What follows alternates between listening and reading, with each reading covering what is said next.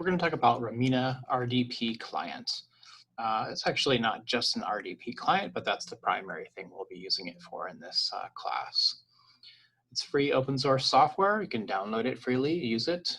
It's cross-platform, so it should work on pretty much any operating system you can work with. Our website is here. You can take a look at it and read a bit more about it if you'd like. And RDP is a protocol that we use to connect to remote systems.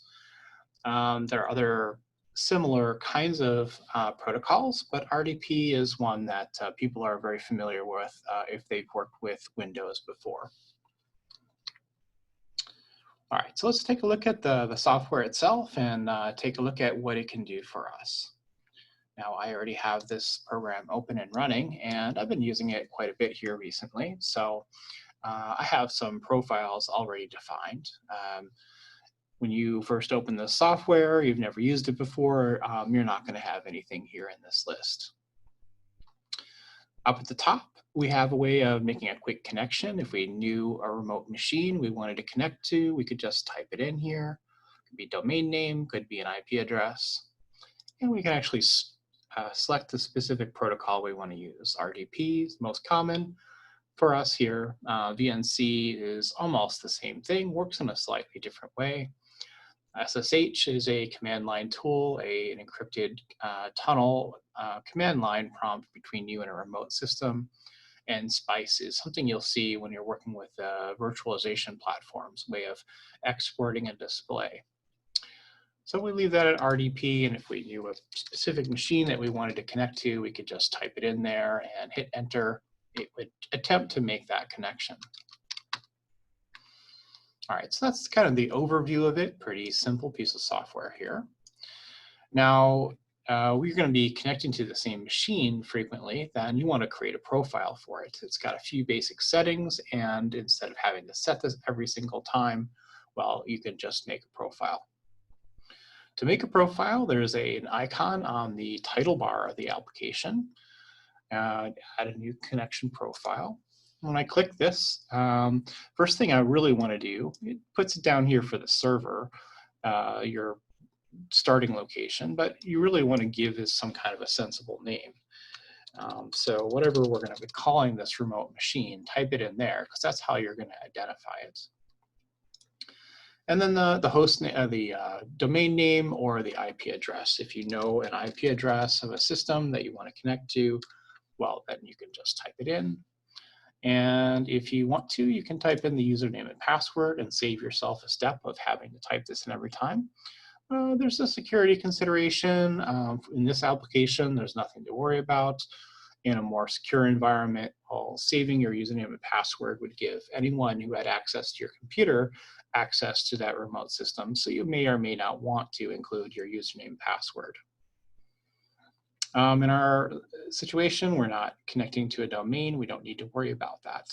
The only other thing we have to consider is the resolution. And normally when you plug a monitor into a computer, well, the system will detect the hardware and guess at the proper resolution to display something on that monitor. Since we're working remotely and we're using software to make this connection, we have to basically tell it how we want the desktop to be displayed. Our options: use the initial window size. Okay, well, this is Romina kind of guessing at what's going to be a sensible option for you. You can use client resolution, and that is, well, how is the remote computer configured?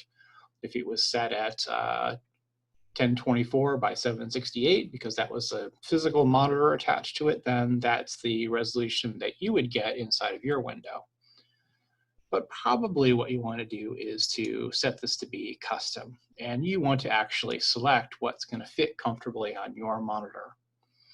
640 by 480 is really fairly low resolution by modern standards.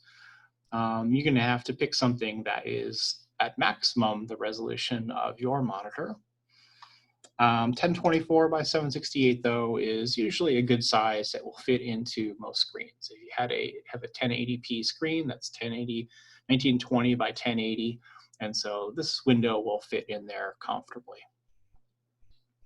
that's all you really need to worry about here. We just need to know the host name or the IP address. What are we connecting to remotely, of course? And what resolution do we want to use? If you don't set anything, it will still work okay, but it won't necessarily be quite how you like it.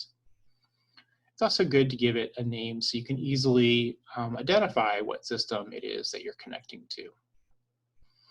I'm not going to save this profile because I already have profiles defined here, so I'm just going to cancel.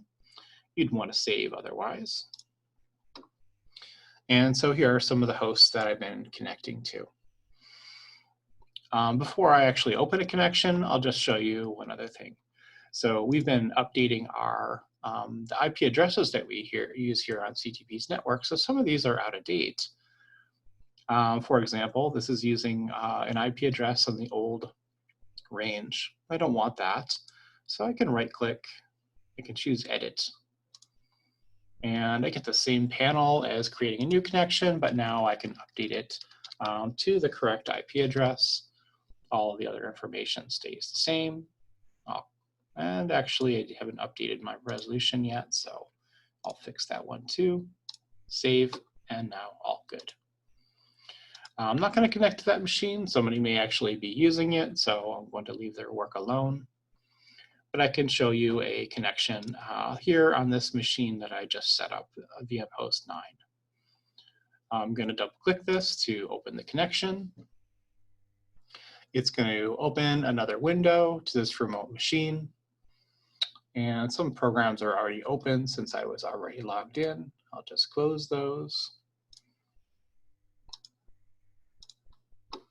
And here is my remote system. Now I'm actually viewing this inside of the Remmina window here. I could change the size of this window a little bit so it fits however I would like. And this is where adjusting the resolution of that connection can be helpful, because you can make it just what's going to fit properly on your screen. Sometimes in these remote connections, your window that you're viewing, the remote desktop's actually not as big as the remote system itself. And so you won't be able to see all of the screen at the same time. So there's a case where you would really want to go in and change the resolution so everything does fit correctly. Now this one was set to use, I think, the window size, so it's doing some funny things when I resize it. But that's basically how it works. When I'm done, usually the best thing to do, unless you want to leave your programs running, is to go to the menu in the operating system and choose the log out option. That's going to close this Romina window. We're done with our remote connection. You can also just close the Romina window, but that will potentially leave you logged in, which you may or may want to do. It's your decision about how you want what you want to do with that. Okay, log out. My window is gone. If I have more than one window open, right here is my 10.0.100.9 desktop. If I wanted to connect to another machine out there, let's see what should be running. Let's give this a try. I don't know if it'll actually be running right now. It's not seeming to open, so yeah, it's that system's not running right now, can't connect. But what I wanted to show was this window now, this Remmina window, has actually 2 tabs in it. So my VM host 9 is running here, and the other system I attempted to open is in a separate tab. You can actually open up as many remote connections as you'd like in the system. Each one would become its own tab. You can close individual tabs. Sometimes if they're having a hard time connecting, the closing individual tabs won't actually work. You'll click on the red X and it'll just get stuck. Once in a while that will happen. And that are the basics of using Remmina. Simple tool, works extremely well, cross-platform, supports everything that you need, free open source software, can't go wrong.